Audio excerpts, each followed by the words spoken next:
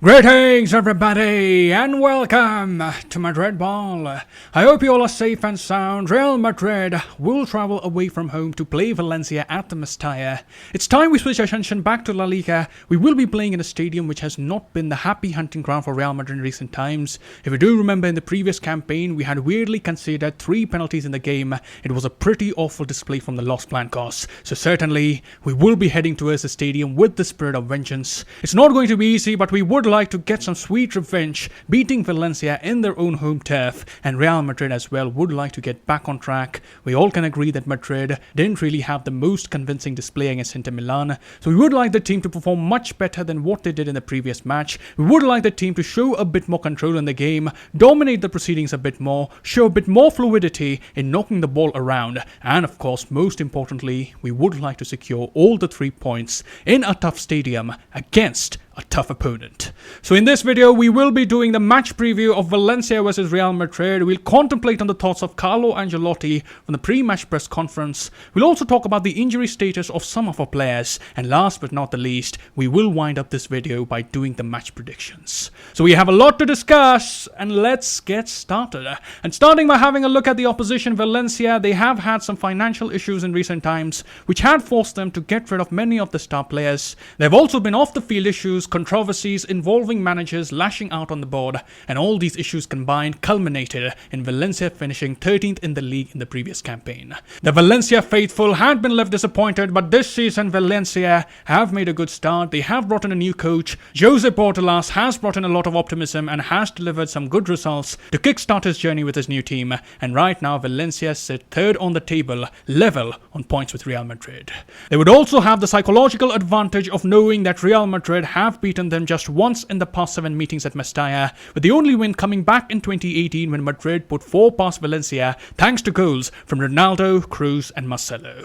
But coming to the tactics of the manager, Bordalas has preferred the 4-4-2 formation in all the matches in La Liga. The 2 lines of 4 have been preferred for the defensive solidity and control in the middle, and here we shall find Carlos Soler, Hugo Hilmano and Daniel Vaz should be running the midfield for Valencia. On the left bank they did have Denis Cheryshev, but he has picked up an injury and is out for the game. In his place, Dimitri Fulker is likely to get the nod on the left, and in attack the major goal scoring threats Gonzalo Guedes and Maxi Gomez should form the striking pair up front. And coming to Real Madrid, this as you see is the squad list for the game. There is no Marcelo, no Gareth Bale and no Ferland Mendy. Toni Kroos as well hasn't completely recovered from his injury, so he misses out too, but we do have very bad news regarding Mendy and Bale. Firstly, Gareth Bale will miss the next 2 months of action due to a hamstring injury that he had picked up in training, and that's devastating news for the Welshman. He had a decent start under Ancelotti, he was getting on the score sheet, he was looking to redeem himself in probably his last season with Madrid,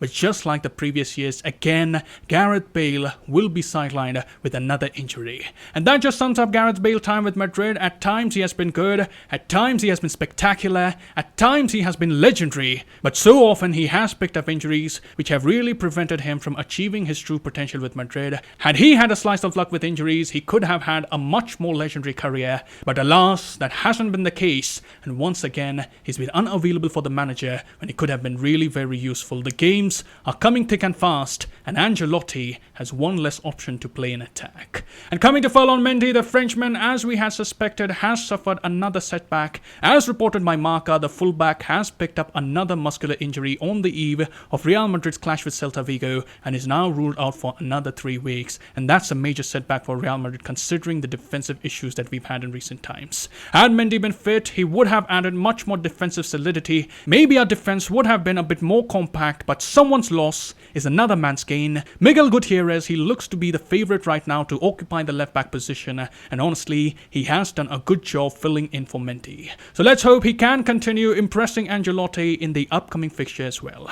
Moving on, let's hear what the coach had to say in the pre-match press conference. Firstly, Ancelotti spoke about the fitness condition of the players and went about to assess the opposition. He said the team is going to recover in terms of fitness. Not everyone is recovered yet, but I think the team will be okay. We've got a tough match against Valencia, who've been playing very well. They're on a good run and are full of confidence. It's going to be a really demanding match for us, and we have to be well prepared for it. Then Ancelotti was inquired about the fitness condition of Eden Hazard. He said Hazard didn't play the other day because he had little discomfort in his knee. Yesterday say it still bothered him. We'll see what it is. He has improved his condition, but we have to be very careful because due to his injuries in the past, getting him to play 2 games in a row might be a bit tricky. I can feel him confident and we all hope he gets back to his best form. Then Ancelotti was asked if he was worried that without rotation the team will be exhausted in the end. Real Madrid also happened to play 4 games in a matter of 10 days, and on this Ancelotti responded, "The rotations are essential because there are players who are tired. The rotations here are an obligation and we have to change the players a bit." But then Ancelotti was asked for his thoughts on Vinicius Jr. There are 2 questions regarding Vinicius. In the first one, he was asked if he expected Vinicius to impress this season, and on this Ancelotti said, "In terms of game, I see a player with impressive one-on-one skills. He started the season well scoring. I'm not a magician, I'm just a coach who must give his players the confidence they need to express their qualities." And continuing on the same topic, Ancelotti was asked if he already saw Vinicius as someone who would be able to carry the team on his back, and on this he responded, "It depends on the personality, the character, the charisma, the quality you have. Vinicius carried the team on his back against Levante, but at the moment he's very young and he can support the team thanks to his qualities. Later, he will have to do it because of his personality, his character and his experience." And just speaking my mind on this question, Vinicius has been very impressive in the opening leg of the season, but what we want to avoid here is putting excessive pressure on the youngster. He's been doing great and naturally the expectation tends to rise when you see a special talent, but things like carrying a team like Real Madrid on his back is rather unnecessary at the moment. Players like Benzema, Hazard, Kroos, Courtois, these are the senior members of the team who have the experience and the caliber to handle the pressure, but a player as young as Vinicius should be kept away from such talks. We rather want him to keep growing, stay consistent, chip in with goals from time to time. We have to give him the space to develop into a world-class player, and if he can come up with the goods for the entirety of the season, then we can start the conversation of if Vinicius has the caliber to carry a team like Real Madrid on his back. But until then, what I would say to these reporters is just let the kid enjoy without any extra pressure. And lastly, Ancelotti was asked if the adaptation of Camavinga surprised him any bit. We all have been impressed with how the youngster has hit the ground running in Madrid, and on this Ancelotti responded, "Yes, that surprised me a little to be honest. We all know his physical and technical qualities, and then he showed his personality on the pitch, which I did not know before. He's a player who is confident in his abilities." So that concludes the press conference of Carlo Ancelotti, and let's wrap up this video by doing the match predictions. In goal, the Belgian wall will continue to stand in between the sticks. In the centre-back position, the duo of David Alaba and Eden Militao looks set to continue. The duo looks to be the preferred choice for Ancelotti, and we have seen Madrid have defended with much greater conviction when they play together in that position.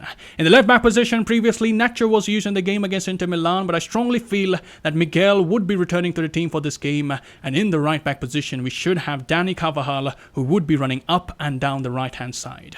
But coming to the midfield, I do have a few dilemmas about Ancelotti's selection here. We did hear in the game before Inter Milan that Ancelotti was contemplating giving some rest to Luka Modric, and considering that we have a packed fixture schedule in the upcoming weeks, this may be the game where Modric is handed some rest. So I would say that Isco has a good chance to start this game. There can also be a case of Camavinga starting, playing in a double pivot with Casemiro or Valverde, but for the sake of prediction, I'll stick with Isco returning to the starting 11. And finally in attack, I think Hazard may be returning to the starting 11. He'll play the number 10 role, and ahead of him, Benzema and Vinicius should lead the attack for Madrid. So this, as you see, is my predicted lineup, and as for my scoreline prediction, I do feel it's going to be a tough game, but Real Madrid would edge out Valencia by the finest of margins, and that is why I predict Real Madrid 2, Valencia 1. We do have a chance to go top of the table. Atletico yesterday dropped 2 points against Athletic Bilbao. They have given us a chance to take an early lead in the title race, and we must by all means capitalize on this opportunity. So that is all I have here. Do let me know how you're feeling ahead of the match, and what is your scoreline prediction for the game. Let me know in the comments below. I'll see you soon. Till then, take care. Glory to Madrid, and as always, a Madrid.